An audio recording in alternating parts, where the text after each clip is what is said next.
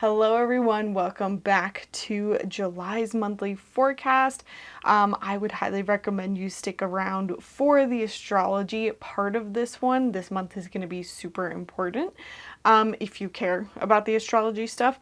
I do find that they don't often match up, the astrology and the intuitive part, and that's because I do think that sometimes the group reading just doesn't match the astrology. I think the astrology we're kind of looking at, hey, what's happening around the globe, around the US, and that doesn't always match what's going on day to day for the group, for the people that come across this reading, which is the intention that I set. This is for whoever comes across this video, which is basically, my Patreon members, as well as anybody who sees it on YouTube after, which, by the way, Patreon members get early access to this video. So if you don't want to wait for it to come out the Saturday after the first, you can always jump over on Patreon. They get it basically on the first, if not the day before. So as I was setting up, I was feeling super called to just get all my quartz, all my smoky quartz. It was white, clear out the energy. I feel like June kind of was a lot. It caught us off guard. I don't feel like it caught us off guard in the sense of what we picked up for the intuitive reading. But I do feel like there's a lot of just cleansing that still needs to happen. So I would again point us to my energetic cleansing video. If you haven't prioritized that in your life so far, that might be a good reminder to watch that video. But as I was setting up, they told me I needed to pull from this, so just gonna do this really quickly. Okay.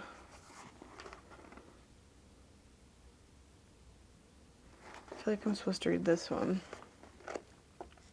The measure of a life well lived is not how often you have avoided discomfort, pressure, or change, but the grace with which you navigated it. To say that you have faced not even a fraction of resistance within your life proves nothing more than that you were defined by nothing, tried for nothing, stood for nothing, did nothing with the gifts that you were given to you. I know it seems like the absolute worst thing in the world is to be disapproved of, but the actual worst thing is to paralyze yourself under the guise that you might be able to avoid any friction. The merit is not in whether or not you have ever experienced anything challenging, but the courage with which you faced what challenged you.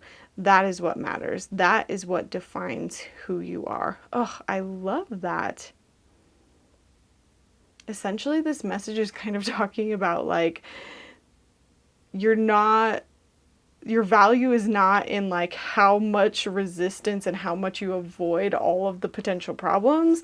It's actually measured in how you show up and face the challenges, and it's measured in the courage that you have. So that to me kind of says I wonder if the month of July is going to ask us to have some deep courage. So let's pull our July card. Okay, protection. So the month of July asks us for protection. You are worthy, my dear. Silence the noise that strips you of your peace. Let me just pull this card up. I have my camera up a little higher today. You are worthy, my dear. Silence the noise that strips you of your peace. So it's going to be super important this month that we remember to go inwards. There's going to be a lot of noises, a lot of voices, a lot of other opinions. But if we want to get clarity this month, we have to remember to come back to ourselves. We have to remember to get silent.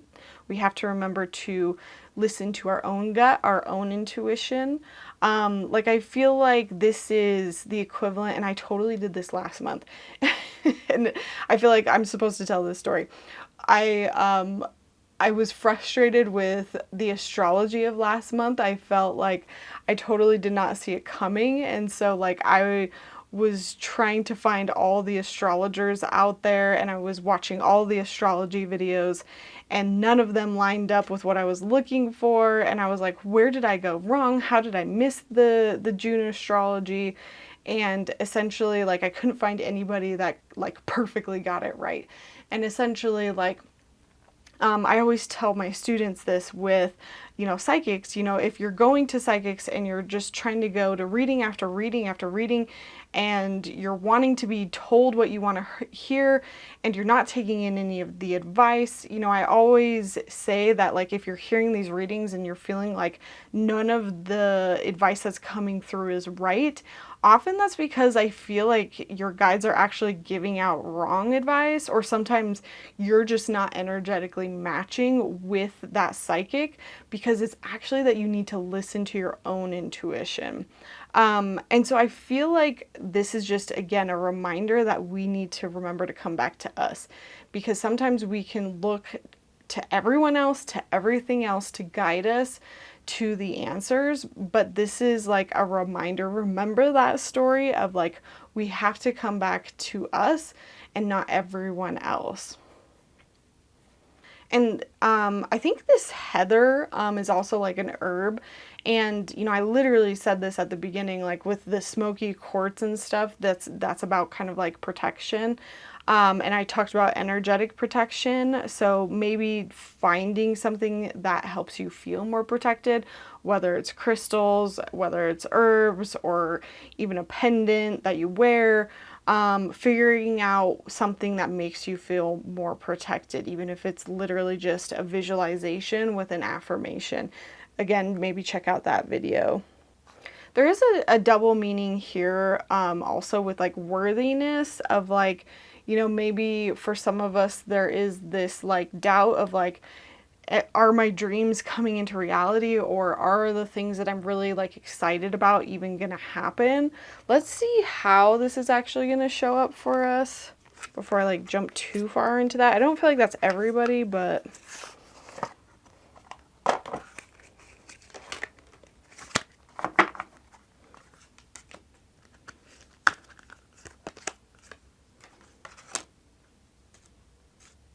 this is actually great.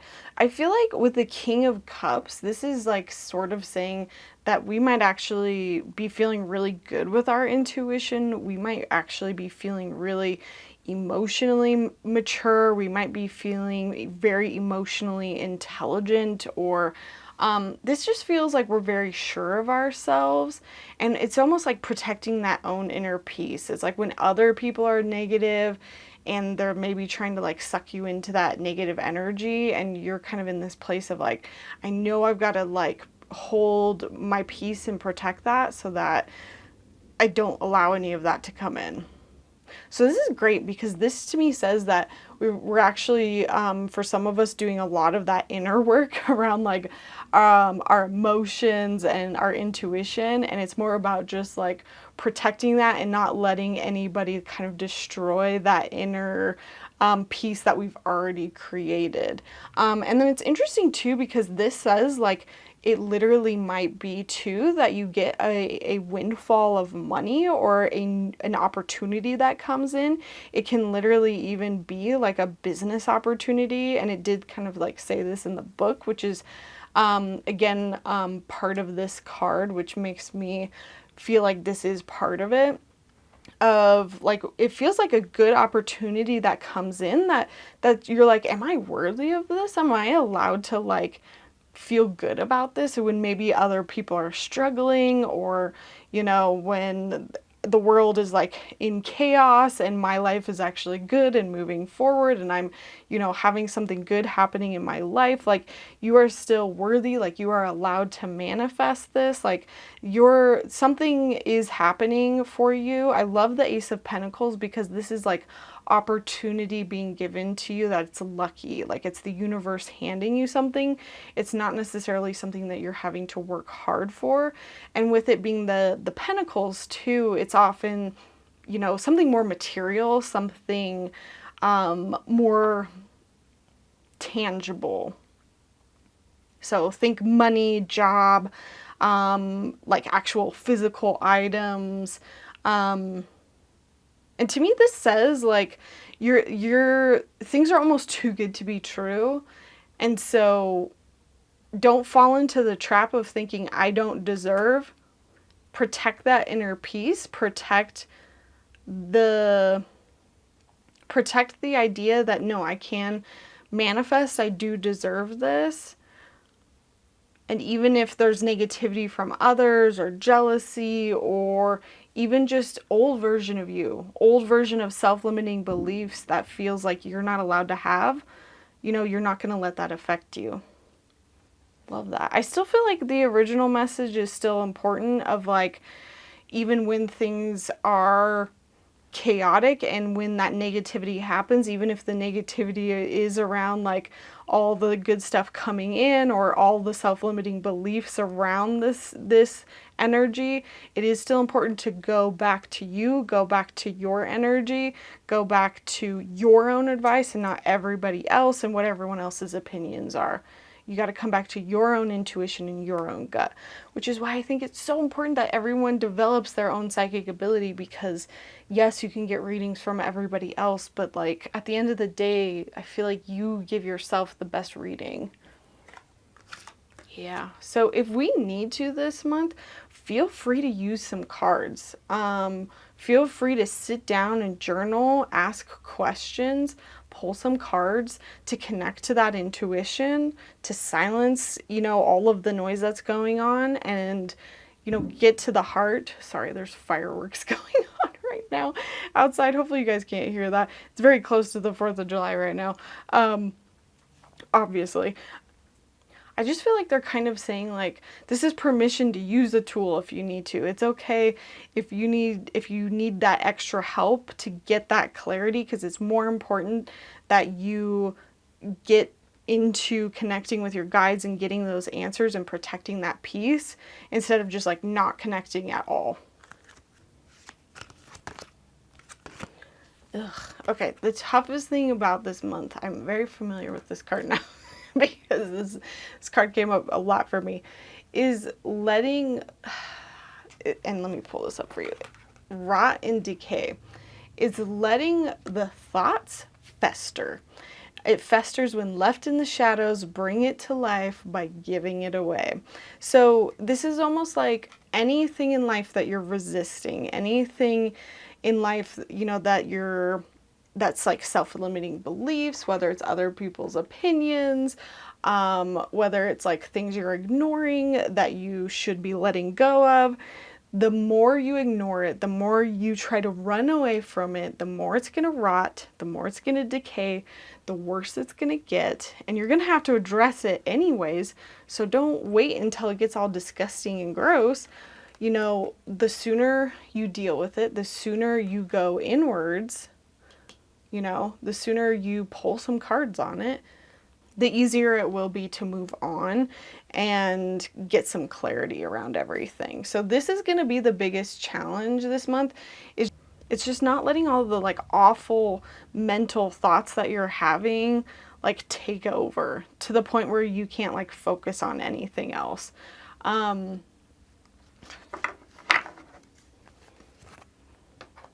I don't know about you guys, but I really struggled with that last month for sure. Yeah. And so if we really want to thrive this month, we've got to slow down. We've got to be really intentional. We got to be really mindful. Slow, intentional, delicious interweaving with life holds more magic than you think. Slow down. We do not have to do everything this month. Like, I feel like this message almost comes at a time where like there's a lot going on right now, especially for those of us in the US.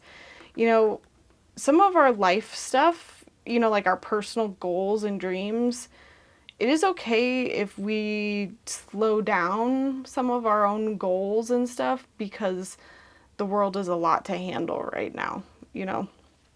If we need to like go a little slower at things, and I'm not saying that in the sense of like give up your dreams because the world is shit.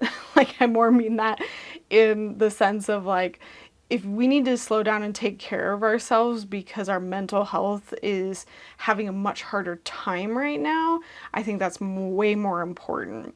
And having a mindfulness practice is like way more of a priority this month. Sun tea. Calm living, simplicity. They're telling me to read from this book. Simplify, simplify, simplify. Less is more when pulling the Sun T card. Don't make things harder than they need to be by introducing too many options, too many steps, or too many people. In a world where everything is maxed out and amplified, this card advises you to keep things as uncomplicated as possible. Rather than focusing on doing more, scale back and do less really well. A chocolate cookie with brown butter, slowly aged whiskey, basil, and artisanal sea salt sounds lovely, but so does a good old-fashioned chocolate chip cookie baked to perfection. Adding extra layers is fine when the foundation is good, but otherwise it's just a busy mess that's all bark and no bite. There's no rush to move things along faster than is necessary, so you can slow down and rest assured that you aren't missing out. So yeah, just again echoing, like, this month, it is just so important that we prioritize our mental health. Going slow, protecting our mental health, not letting things fester, coming back to our intuition, talking to our guides, taking things easy and simple. Okay, I'm just kind of asking if there's anything else we need to know. And I pulled the support card.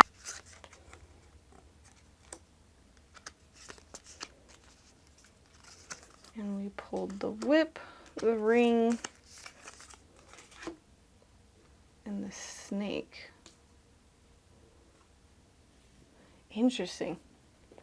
So these are like Lenormand cards, by the way, and I have a video on like how to read these.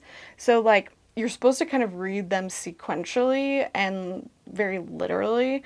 And so this is kind of talking about like there's like an argument about kind of like a contract, maybe a contract that's kind of deceptive in your life. And so I wonder if this is like some sort of negativity around that.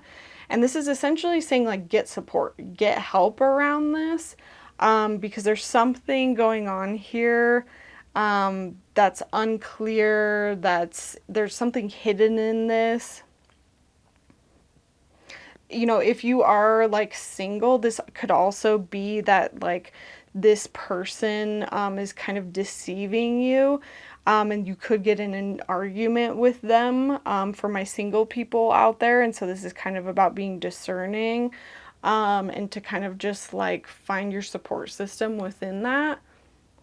Or it could even be that you are supporting somebody going through that as well. I just feel like this is kind of like something additional that we might be experiencing or helping somebody go through. It might be a little bit of like leaning towards what some of this festering emotion is.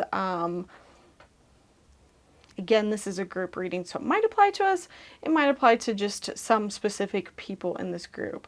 Again, going back to the Astro dice, so we do have we have Mercury, which, by the way, Mercury goes retrograde about halfway through this month, in Capricorn, in the 11th house. And again, this is not literal. This is just kind of energetic. We'll actually get into the literal stuff here in a second. But energetically, this is kind of talking about like there's a lot of communication happening amongst friends.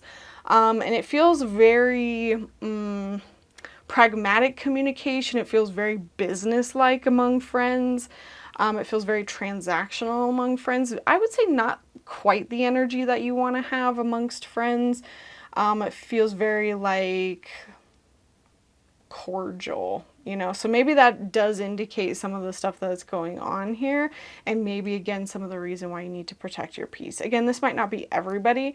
I could say this could also be a good thing, you know. For me, like how I immediately read this for myself was like, oh, I'm gonna, you know, have a lot of good communication in my 11th house, which is like my social media network. It's you guys.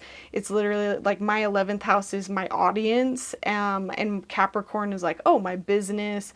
You know, I'm gonna be very like active, like getting you guys all set up through my social media network, like literally, and I'm gonna be chatting a lot with you guys this month. So there might be a lot of good energy and good flow around that.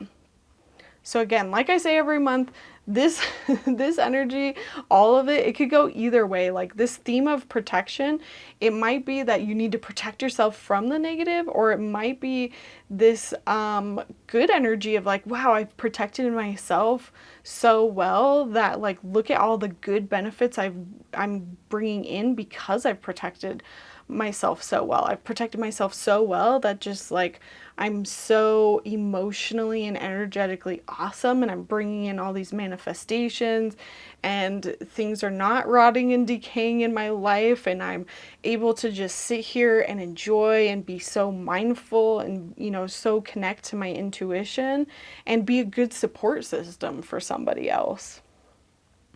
So that could easily be, you know, somebody's month here. Awesome, awesome.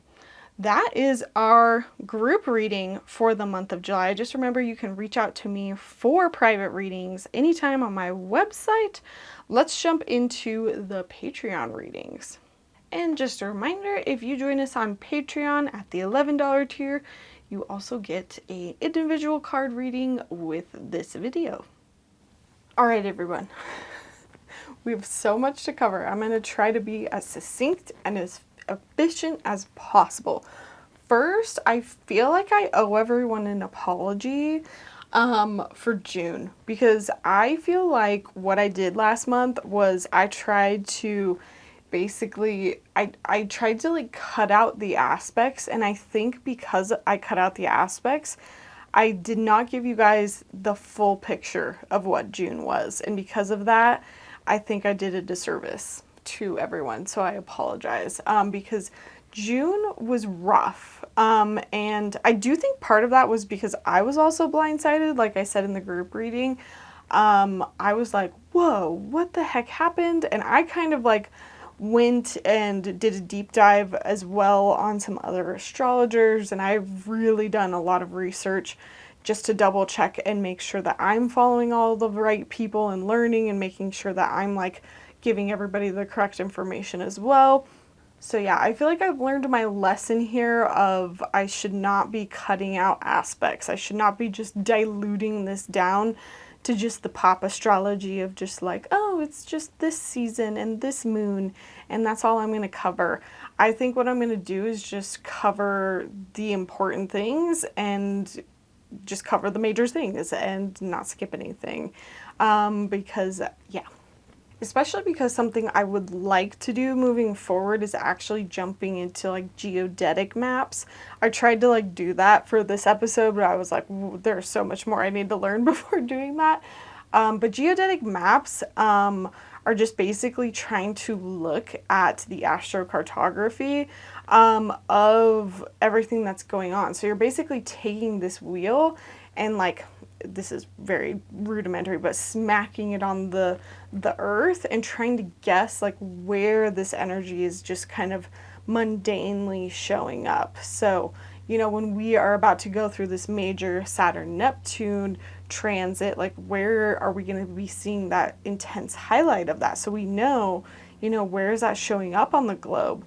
So that's something I want to cover more, and I will probably be covering it more so as I talk, again, moving forward in future versions of the podcast when I really feel like it's necessary in kind of like the more intense months, as well as some of like my podcast when I speak to kind of the more politics sides of things. If you watched my video that I just put up on YouTube, I've kind of decided to jump more into going into prediction heavy stuff. And part of that is just me really wanting to feel like I'm helping people prepare for what's coming up. And July is kind of a big month because we have the fourth of our final major outer planets changing signs, which is Uranus here.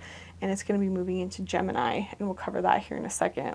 So, starting in July, this is kind of the most intense months of the year, July, August, September, because of the energy that we've got going on. Essentially, I've been talking about this since literally at the beginning of the year. We're starting to form this kind of like kite position. Let me just draw this out here. And it doesn't actually happen until like the very beginning of August, but it's getting very close, and it's like we've got a bunch of planets like about to form this. So it's getting close to that. And so that's why August and kind of before and after that are feeling pretty intense.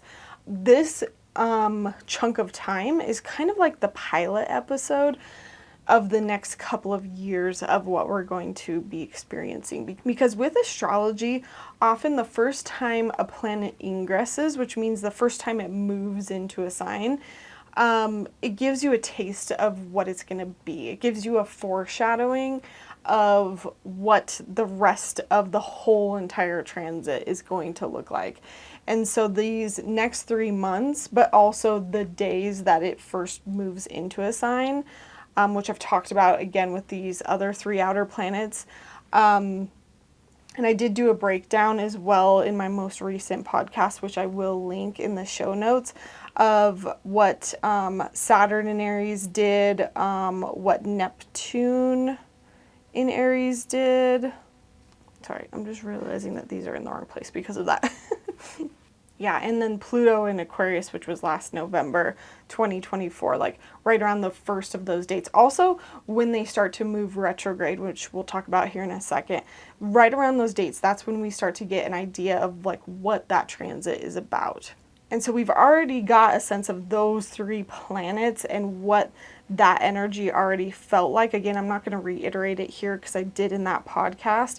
But we are now finally going to get this piece of the puzzle of what Uranus moving into Gemini is going to be. So what that final 4th outer planet is going to feel like moving into Gemini, which means then we're going to have this kind of maybe idea of what this little kite formation is going to be. And again, this next 3 months is just going to be us feeling into what is this energy going to feel like for the next couple of years. And again, that's very kind of nebulous because a lot of this energy overlaps because like some of these transits are not also 7 years. They're going to move a little bit quicker, a little bit slower. So just know that this isn't like set in stone 7 years. And so the first thing that we've got coming up is on July 4th. So on July 4th, which is literally Independence Day, we have Neptune stationing retrograde. So this is, let me just draw Aries here. Stationing retrograde. So that just basically means it's starting to move backwards. It's not literally moving backwards, it just looks like it is. And again, right when something stations retrograde, on that day, it just does something that's like extra Neptune in Aries is all you really need to know. So what we want to be doing is paying attention to Neptune themes around July 4th. So we can be doing that in regards to global events, but we can also be doing that in regards to our life. And so what you want to do is you want to find what house Aries is in your chart. So for example, this is in my 8th house. So I'm going to be looking at themes around my shared finances, my shared money. It could even be sex. And when we talk about like Neptune, we're talking about things that are not real, they're nebulous, they're kind of confusing. Neptune is boundaries, lack of boundaries, it's illusions, it's deception, it's idealism, it's pessimism. So around July 4th, you're going to be kind of getting a sense, you're going to get reminded because it's already been here in this house for a while. You're just going to get reminded of, oh yeah, this is something I've been working with, of what's not real here. What am I a little bit disillusioned about? So for me, it might be like, what am I a little bit disillusioned about with like my partner's money, our shared resources? Where do I maybe need to be a little bit more realistic? Now, I'm not totally done with that thought, but I don't want to jump forward quite yet. But just know I'm going to come back to Neptune because we're going to talk about the Saturn-Neptune conjunction. Conjunction meaning 2 planets that are kind of like on top of each other here. Just know I'm going to come back to that, but that doesn't happen till the 12th, and there's some stuff that's happening in between there. So the next big thing is on the 7th. So just not even a few days later, we've got on July 7th, oh, I'll space this out a little bit more so you can see it better on camera. But July 7th, we've got Uranus moving into Gemini. So this is finally moving over here. And this one's a really big deal. really big deal. This is where I'm going to just spend the most of the time, just so you know. Everything else should be a little bit shorter. But just know that this transit takes about 7 years before it's going to move over here into Cancer. Just know that the day that it moves in, like right around that, give or take a couple days, you can even start to feel it ahead of time, even a day or so. Again, that's where it gives like a taste. It gives a little bit of a foreshadowing of what the whole 7 years might be about. So that's why it's kind of good to pay attention around that date. But this is our last of the 4 outer planets finally changing signs out of this year. So we've had a lot of huge outer planets totally shifting signs, and that's why all the astrologers were kind of talking about this year, the start of the year versus the end of the year is going to feel totally different because we have such a huge energetic shift. And all of these outer planets are making very supportive aspects to each other. So they're all sextiling each other. So that means they're kind of like they're 2 houses over from each other. And that's just a really helpful thing, which is kind of not good for these because these are all planets that are not good. Like it's like all the bad guys teaming up, if that makes sense. Now, obviously, I'm way oversimplifying that, so like just know there's a lot more nuance to that. I'm just trying to like explain it for the astrological like newbies there. So really quick on a personal level, just know that for you, this means you're going to get Uranus in your house of wherever Gemini is for you for the next 7 years. Uranus is often about like changes, new unexpected things, sudden changes, inspiration. It's not always negative. Flashes of truth, originality. Oh, it can also mean like rebellion, like where you feel rebellious or where you want to be free. So even around this day, if you're like having that inclination of like wanting to break free, wanting to do something different, the energy is like, go for it. Don't resist, like lean into that energy because that's Uranus trying to like take you into a new path.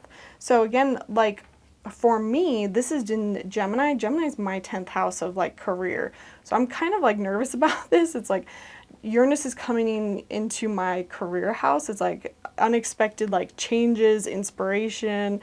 You know, I'm wondering if like I'm going to have like 7 years of like, am I going to just change careers? I have no idea. We'll see what happens. But part of me is wondering if I'm already like experiencing it with like being drawn to this like political stuff. We'll see.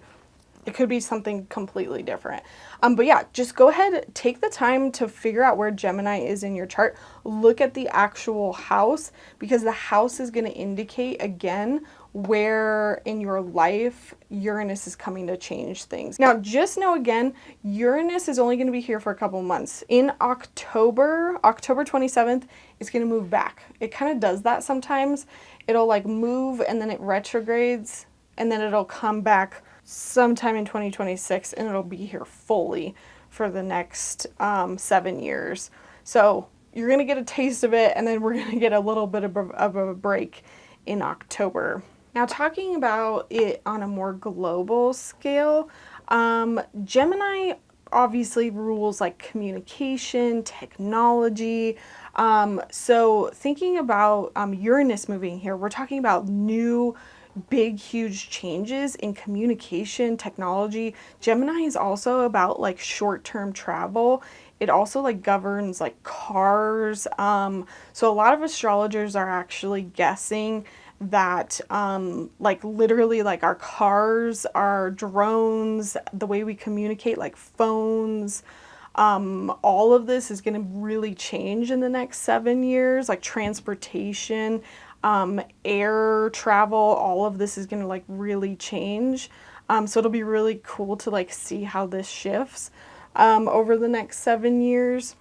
The biggest thing that I want everyone to know about Uranus moving into Gemini is that the last 3 times that Uranus has moved into Gemini, for the US specifically, every single time.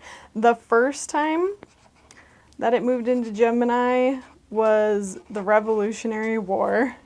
The second time was the Civil War. And the third time was World War II, specifically when the US joined World War II. So there is this likelihood of some version of war. And I feel like we can probably already tell that that's coming. I don't know. I'm trying to like figure this out if it's with foreign folks or if it's with ourselves. Again, that's like why I feel like I'm so called to like figure this out. Again, I spoke to that in my most recent YouTube video. If you're really interested, you can follow me there for all of that information. But yeah, just know that even though this is a 7-year transit, that doesn't necessarily mean we're having like war for 7 years, because you know some of these wars did not like happen for 7 years. So it might not be that it happens on July 7th. It might take some time. Some people are guessing that it might not take place until summer of 2026. But yeah, I don't want to say again of like when I'm anticipating this. I'm trying to figure that out. When I understand that more, I'll definitely like tell you guys what I'm feeling, what I'm thinking around that. But just know that the next 7 years for the US might see something like that. It might not be literal war. It might be war. I kind of feel like it is, but I'm trying to like introduce this nicely, gently. And yeah, and again, that's a lot of the reason why I'm feeling called to kind of give predictions and speak to this, is because I want to help ease people through a lot of this anxiety and help you feel prepared and forewarned, but also not catastrophize. This is not going to be nuclear. This is not going to like, we're all going to be safe. We're all going to be okay. In the sense of like, we're not going to just like blow the entire world up. I want you to know that there is an end to this and it doesn't involve annihilation. Even though sometimes it feels like it is. Something also worth mentioning too was that like during World War II, you know, again, Uranus being in Gemini, there was a lot of like technologies that were being developed. Like at the start of World War II, there was like very kind of, I don't want to say like rudimentary like weapons, but weapons were here, but by the time that war was over, they were like here. And so a lot of astrologers are again expecting like something similar to happen from the end of this transit to, or sorry, from the beginning of this transit to the end. I'm expecting that to be very much AI related, surveillance related. I'm keeping my eye on drones. I'm keeping my eye on things like Palantir. If you guys do not know what Palantir is, you should look into it. It's terrifying. It's actually, their headquarters are here in Denver, and they're actively working with the Trump administration, and something we should all be actively boycotting, in my opinion. And the reason for that, just as a side note, is because Pluto is trining Uranus in a lot of this. So, and Pluto trines Uranus like several times up until 2033, and it goes like exact. But Chris Brennan has a chart that he shared that I thought was pretty incredible, of all the times that Pluto trines Uranus in Gemini, and it literally goes like exact. And so when it goes exact, that means just like it becomes so perfect that it becomes like the perfect manifestation of this. And it happens so many times between now and 2033 that I just really expect it to be just this crazy looking futuristic AI. I don't know if it's like weapons or tech, or it might not be weapons. It might just be like this really cool drone or futuristic cars. They also talked about like It might be that, we don't own a whole lot of cars, that, people stop buying cars and it becomes very much the norm that we all just kind of like, what are they called? Like drive around in the like automated driving cars. And we just like rent those everywhere. All right, and that brings us to our first lunation on the 10th. And we have a full moon in Capricorn. Boop. And the reason why I don't put the moon on here is the moon changes so quickly that I only really put it on here when I'm like talking about it. So the moon being here in Capricorn, again, like the reason why I'm starting to learn, and I'm really realizing that the more I learn about astrology, the more I don't want to be like all of these other pop astrologers, and the more I'm regretting the fact that I shared too soon about astrology when I didn't know it. Because there's all these people that are like, oh, full moon in Capricorn, that means this. And it's like, if you don't understand what the aspects are around this, you might have a really shitty full moon in Capricorn or a really shitty new moon, which we're going to talk about later, if you don't understand what's aspecting it or where it's at in your chart. Like, I'm again starting to realize that the aspects are so important and you literally cannot ignore them. And so the reason for this, the reason why this is going to be tougher is because Saturn, again, it has just stationed retrograde and it's in a square because it's about 3 houses over. That's like a square. It's like a 90-degree angle. That forms like a harsh aspect. It makes it tougher. So that's why it's not as good of a full moon as it could be. So this full moon is more of like, how are you going to find that clarity with this Saturn-Neptune conjunction? So if anything, this full moon is going to bring up this Saturn-Neptune conjunction and remind you of these themes, which again, I'm going to talk about. So just kind of like categorize that in your mind when I talk about the Neptune stuff on the 12th. So just know that this is going to force you to really like think about, what am I not paying attention to? What am I disillusioned about when it comes to both Saturn and Neptune in this house? It's like, where are the actual boundaries versus like, where am I being a little bit too idealistic? And so like for me in my 8th house, it's like maybe I'm like, oh, I can just pretend like money's gonna just grow on trees for me and my husband, and I'm not gonna like think about it. That could be like a negative thing, and I need to get like really serious. And this full moon might be illuminating for me that, if I don't get serious, I'm gonna lose all my money or something. I don't think that's gonna happen because I'm very much on top of it. But point being, like, that could be how it manifests.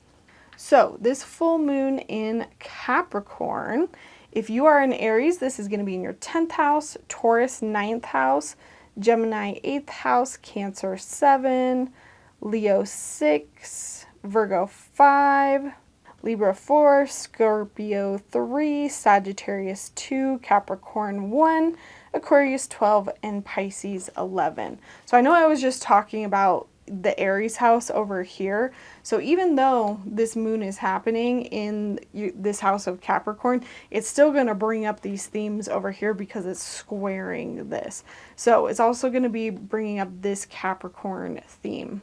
So it's going to be the balance of this house and this house. So for me, it's both my 8th house of shared finances and resources with my 5th house of children and romance. So you could see how those could easily cross over. So we are now back to the 12th. Okay, so going back to this like Saturn energy, which is another huge part of this month. And there's 2 things here. The first thing that I just want to focus on is Saturn itself. And so Saturn is stationing retrograde. Oops, in Aries. Weep. So again, I'm not going to like move it, but just know that essentially it's also starting to move backwards. So again, on this day around the 12th, it's going to do something that's very loud. So You know, essentially with both of these right here, we've got very loud energy, loud Neptune energy, loud Saturn energy. This is a very short time range. Like this is literally like what, less than a week apart, about a week apart. So again, pay attention globally, pay attention in your own life. Saturn brings restrictions. Saturn is about discipline. It's where we need to have more rules, have more restrictions. Saturn is all about like being serious. It can be about being slow, taking your time. It's like being very process oriented. It's also like age, like old age as well. So think about, you know, Saturn as things in your life that take time, that take discipline, that grow over time. And so again, it's in that same house for you, that same house of Aries, where we've had a lot of action this year, a lot of stuff happening in this same stinking house. You've probably already gotten a sense of like what these lessons are this year. Again, feel free to share down below in the comments. So again, we're paying attention to the clarity that Saturn is bringing to the house for us here. And again, globally, we're paying attention to what is Saturn like saying, what is it kind of like showing up and doing specifically as Saturn in Aries. Because both Saturn and Neptune are here in Aries on top of each other, but they are individual planets, and so it'll be kind of two separate energies doing their thing, and it'll be nice to see that separation. Now, the second part of this whole Saturn thing is the Saturn-Neptune conjunction. And this is like the peak Saturn-Neptune conjunction. You guys have seen me share this graph a couple times. The peak of this was in April. It's not as big or as peaky of a peak as it is going to be right here on the 12th. I think we are 1 degree of it going exact. So if it's exact, they are like literally, if you know, we're looking up in the sky, they'd be right on top of each other. We wouldn't be able to see one of them because they would be right on top of each other.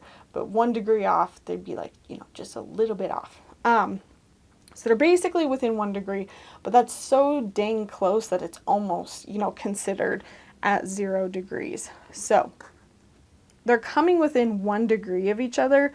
So again, you know, if you want to go back to my April forecast, I really went in depth on what that Saturn Neptune energy is. I know I said I was going to reiterate it here, but it would take me so long to reiterate that. Just remember, it's a lot about paranoia. It's a lot about fear.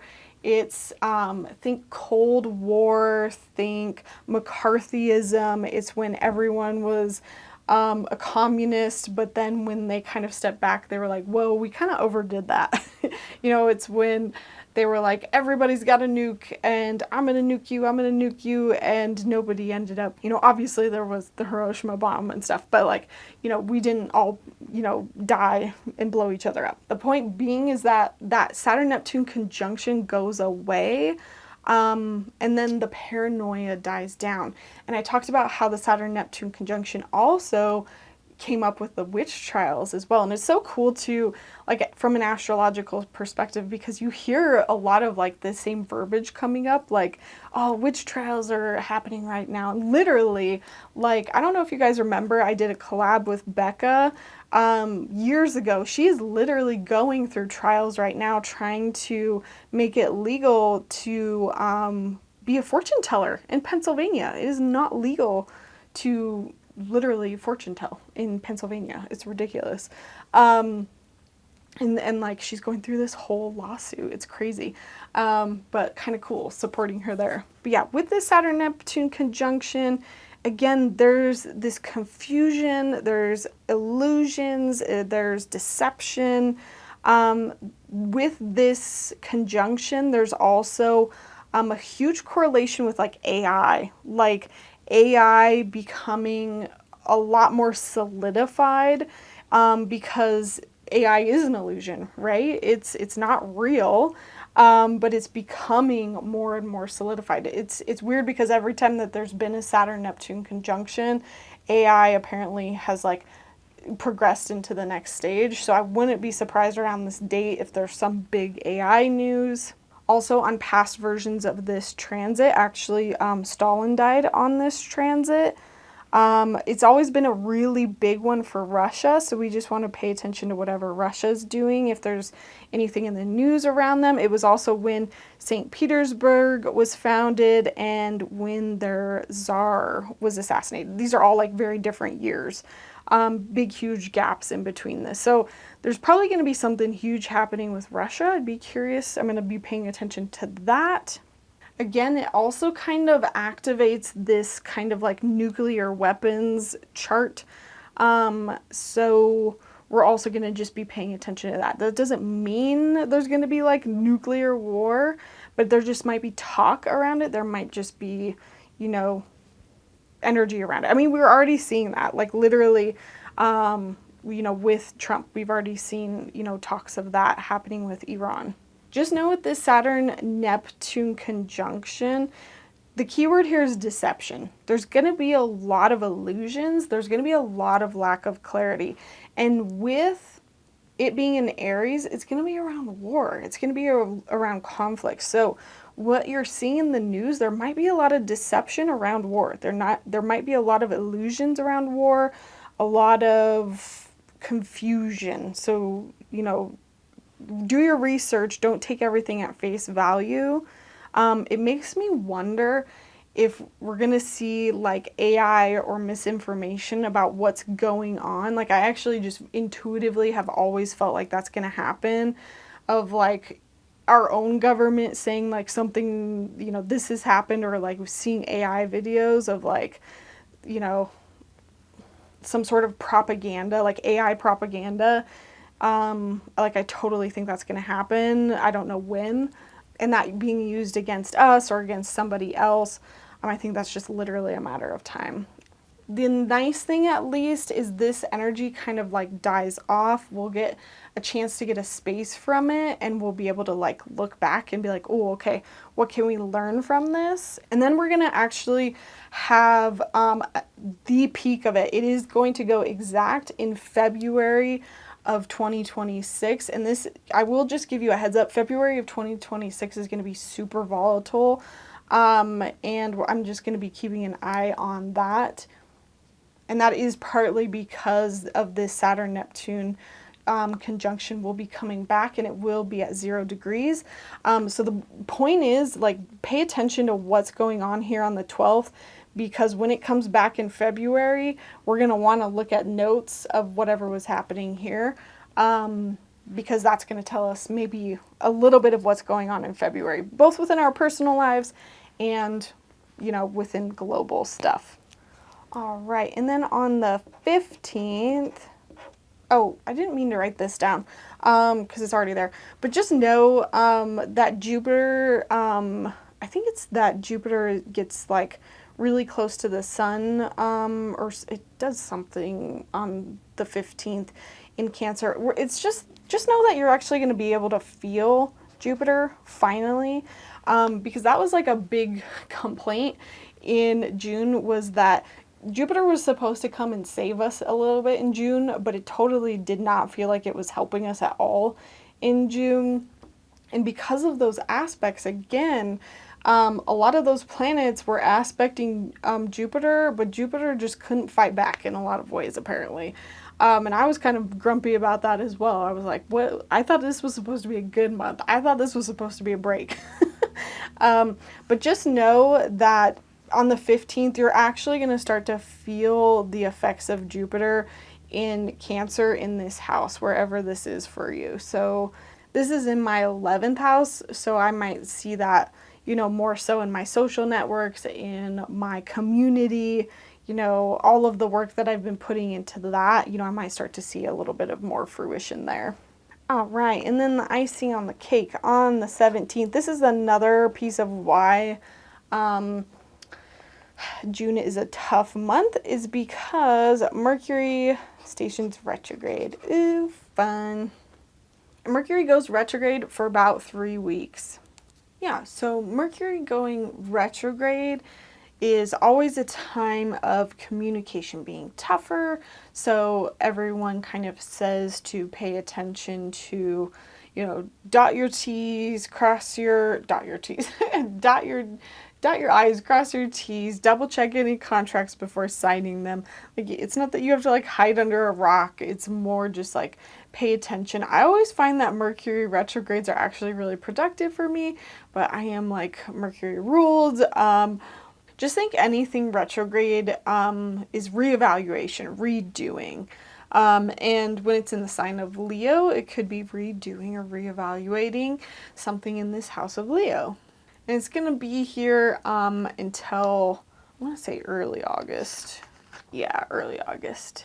And then the 22nd is going to be Leo season, which basically means the sun moves into the sign of Leo.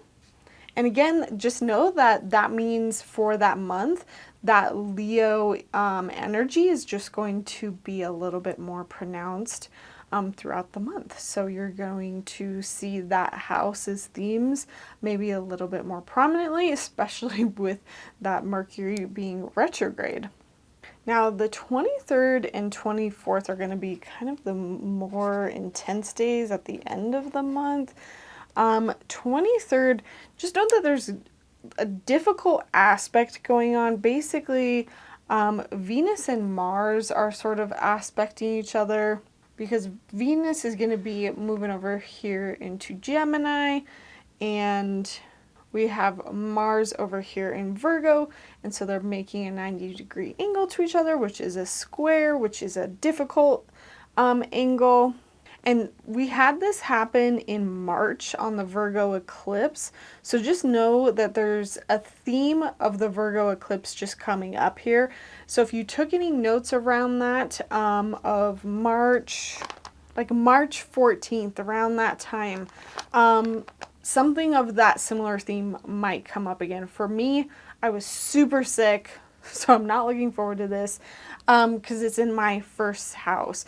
Just know that on top of that square, essentially the south node is in Virgo, and it's also opposing Pluto, which essentially is just saying like there's going to be a lot of destructive energy on that south node, and it's kind of like a warning of like don't overdo it.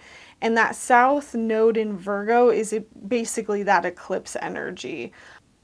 I'm just going to say Virgo eclipse repetition, but in reality, repetition is late. It's like 10:15 currently at the time of me recording this. My husband's out of town, and so I've had to record this video like in pieces every night after my kids have gone to bed. It's a repetition right now.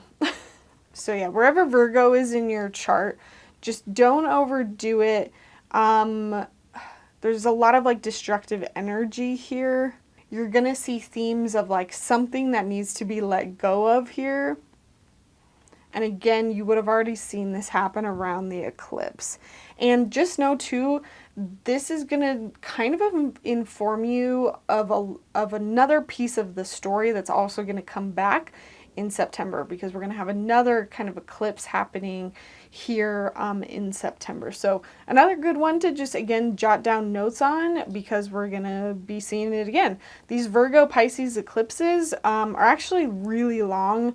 Abnormally long. Normally you only see them like 3 times with like south node, north nodes, but these Virgo Pisces ones are just like a little bit extra long for some reason. And just know too, if you have a lot of mutable signs or a lot of planets in mutable signs, so that means if you are a Gemini, Virgo, Sagittarius, or Pisces, which basically, hello me, this time frame might be a little bit rough for you, because basically you've got all these planets doing squares to each other, and it's just going to be kind of tough.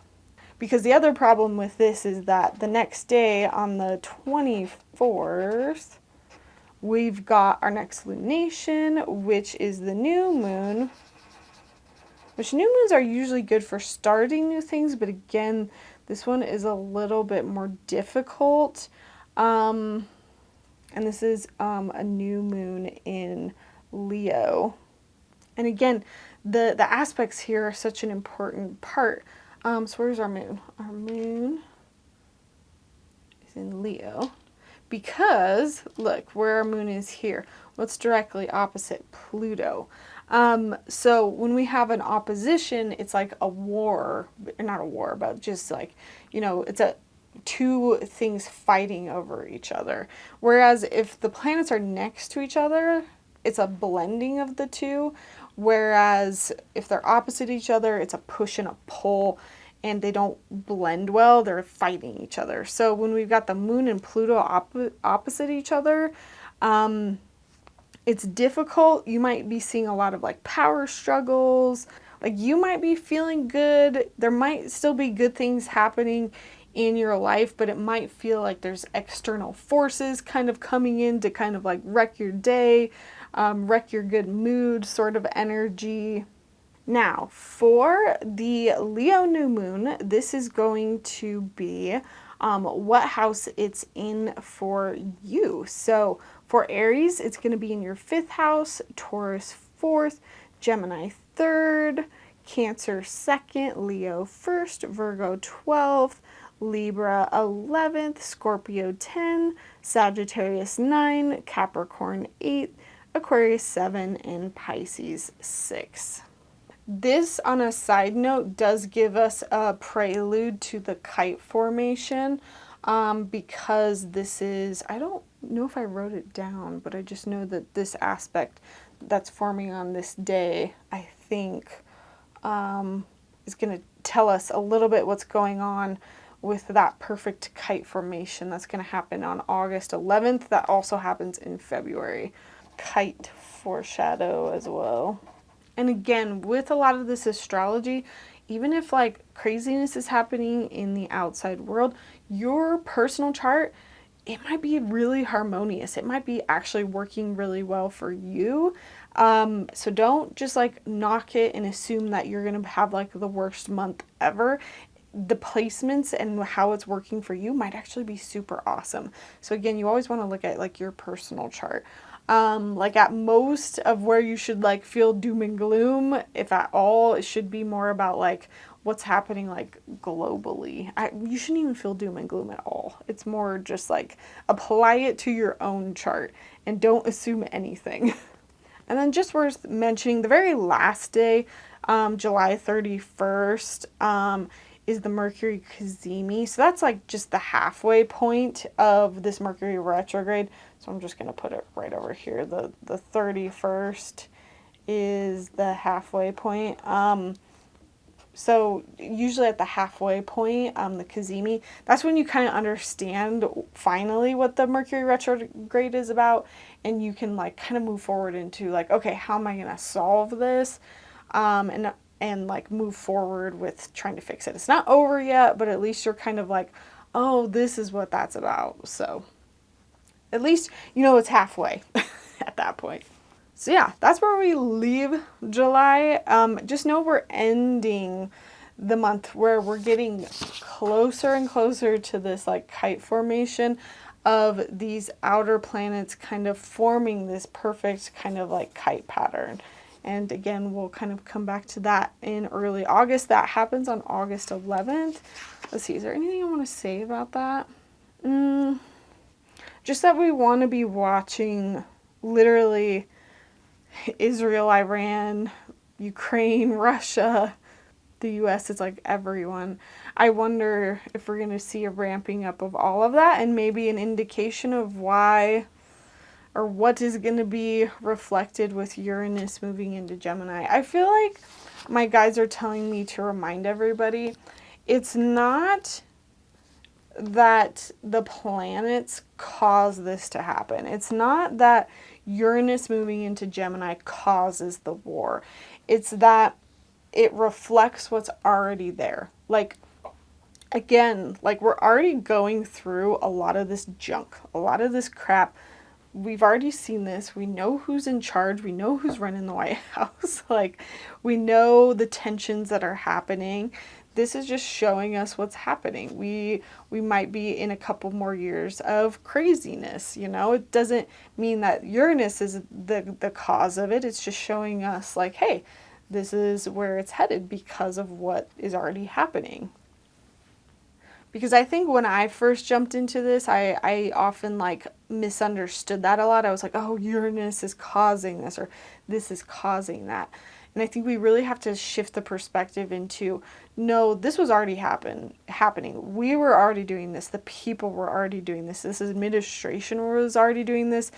The sky is just reflecting this back at us like a mirror, and it's just giving us a little bit of like forewarning so that we can look into the future a little bit with this mirror, so we know a little bit like what's around the corner so that we can be a little bit more prepared.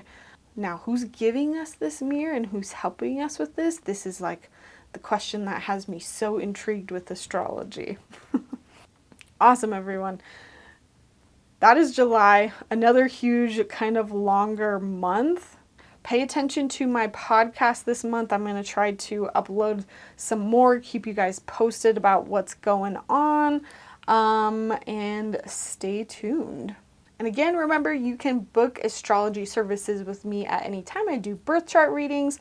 I also do astrocartography readings at this time. So if you are not liking where this energy is headed and you are kind of ready to get out of here, and you are wanting to know maybe some of the better places you can live and travel, that is something that I have learned how to do, and it is a service that I offer on my website. Oh, also, one last thing.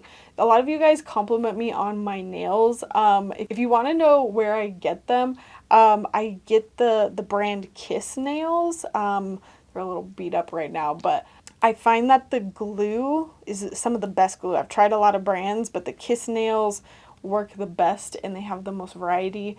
And you can get them at a lot of different stores, and you can get them online. And they always just have like the best designs. They have a lot of different shapes, and the glue is the best. I even like over the really fancy like Glamnetic nails. I like even tried those nails that are like $25 a pop.